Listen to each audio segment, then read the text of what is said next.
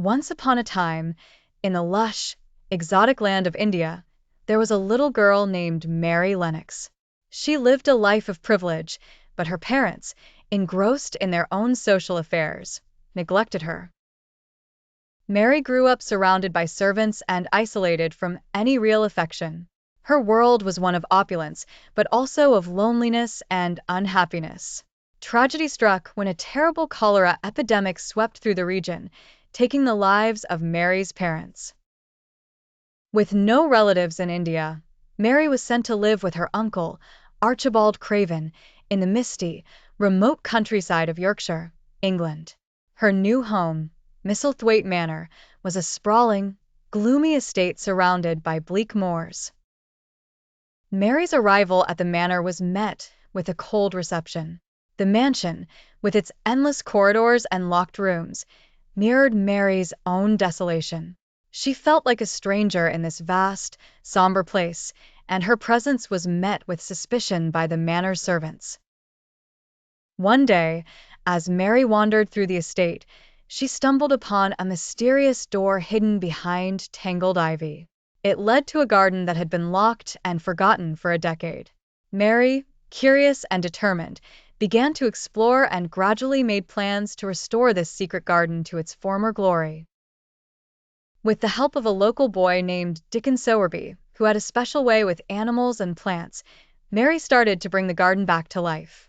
As the garden began to bloom, so did Mary's own spirit. Her once sour demeanor softened as she found solace and purpose in her work. The garden became a magical haven, a place where she could escape and find joy. During her explorations, Mary learned of her cousin Colin Craven, who was bedridden and considered sickly. Colin lived in a world of shadows, his health frail and his spirit even more so. Mary was determined to help him, believing that the garden could offer him the same healing it had given her.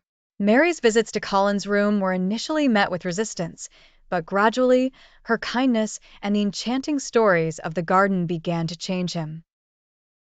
Colin, who had been resigned to a life of weakness and despair, found himself intrigued by Mary's vibrant spirit and the tales of the magical garden. With Mary's encouragement, he ventured outside and experienced the garden's wonders for himself. As Colin's health improved, so did his outlook on life. The garden became a place of transformation for him as well, and he slowly regained his strength and confidence. The changes in Colin did not go unnoticed. Archibald Craven, Colin's father, had been a distant figure, overwhelmed by grief and the burden of his responsibilities. But when he saw the positive changes in his son and the rejuvenated garden, he began to reconnect with his family. The secret garden had not only revived the physical landscape, but had also rekindled the Craven family's sense of hope and love. Mary, Colin, and Archibald Craven found healing and joy in their renewed relationships and the beauty of the garden. The garden's magic continued to weave its spell, reminding everyone that even the darkest places could be brought back to life with care, love, and a little bit of determination. And so, in the heart of the Yorkshire moors, the secret garden thrived, a testament to the power of nature to heal and transform. And they all lived happily ever after, surrounded by the blooming beauty of their secret garden.